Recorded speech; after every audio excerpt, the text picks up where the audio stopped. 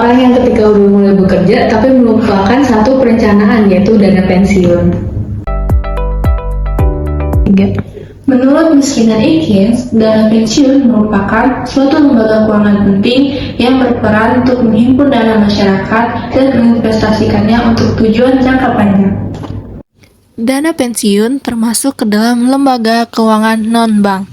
Dana pensiun juga berorientasi jangka panjang loh, yang membantu kesejahteraan di masa pensiun. Apa sih defined benefit?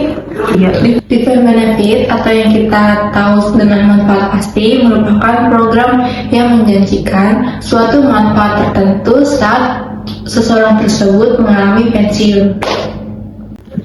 Pada defined benefit, manfaat pensiun telah ditentukan.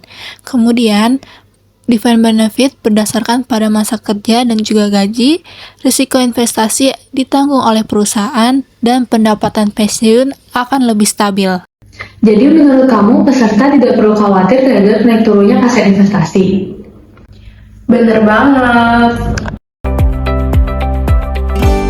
Nah, berbeda dengan defined benefit, defined contribution berfokus pada besarnya iuran yang dibayarkan selama masa kerja. Contribution, iurannya sudah ditentukan sejak awal. Kemudian untuk dana akan diinvestasikan. Hasil pada defined contribution bergantung pada kinerja investasi, dan risiko pada defined contribution ditanggung oleh peserta. Berarti hasil pensiunnya lebih besar tapi juga lebih beresiko dong? Betul. Selanjutnya, ada perbandingan dua skema dari defined benefit dan defined contribution. Pertama, dari aspek tujuan, defined benefit memiliki manfaat pasti, sedangkan defined contribution bertujuan dengan iuran yang pasti. Yang kedua, risiko investasi. Pada defined benefit, risiko investasi akan ditanggung oleh perusahaan, sedangkan defined contribution, risiko investasi akan ditanggung oleh peserta. Untuk potensi return, defined benefit memiliki potensi yang terbatas, sedangkan defined contribution memiliki potensi yang tinggi. Dan untuk fleksibilitas pada defined benefit tergolong rendah, sedangkan defined contribution tergolong tinggi. Kalau begitu berarti semua punya kekurangan dan kelebihan ya? Yap, pilihan terbaik bergantung pada tujuan dan profil risiko masing-masing individu. Selanjutnya, kita masuk ke studi kasus nih. Bisa dilihat di slide. Modal awal adalah 500.000 per bulan, dengan target waktu yaitu 30 tahun. Kemudian kita asumsikan returnnya 8% per tahun. Nah, selanjutnya kamu bisa lihat di tabel pertumbuhan. Jika dihitung setiap per 5 tahun, keuntungan bunga yang didapat semakin naik.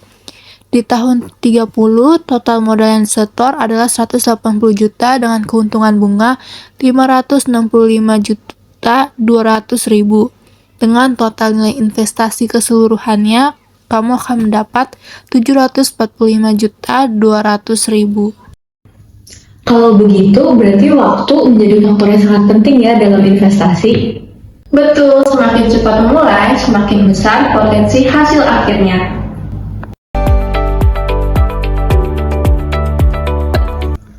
Di Indonesia, sistem pensiun saat ini lebih mengarah ke skema defined contribution.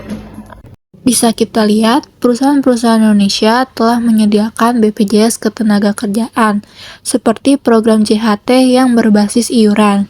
Kemudian, pertumbuhan investor pasar modal di Indonesia terus meningkat. Lalu, literasi keuangan pada masyarakat juga masih perlu ditingkatkan. Lalu, generasi muda di Indonesia mulai memanfaatkan reksadana dan saham sebagai investasi pensiun. Berarti kalau gitu masyarakat perlu lebih aktif dong dalam mengelola dana pensiunnya sendiri. Nah, benar banget tuh, karena tanggung jawab perencanaan pensiun beralih kepada individu. Jadi, dari pembahasan tadi, defined benefit juga memberikan manfaat yang cukup besar, tetapi juga membebani perusahaan dengan resiko investasi. Sedangkan defined contribution memberikan fleksibilitas dan potensi hasil yang lebih besar, tapi risiko investasi berada pada peserta loh. Karena itu, investasi jangka panjang dan juga perencanaan keuangan sejak dini menjadi sangat penting. Nah, menjadi future planner berarti mempersiapkan masa depan melalui keputusan keuangan yang tepat mulai hari ini.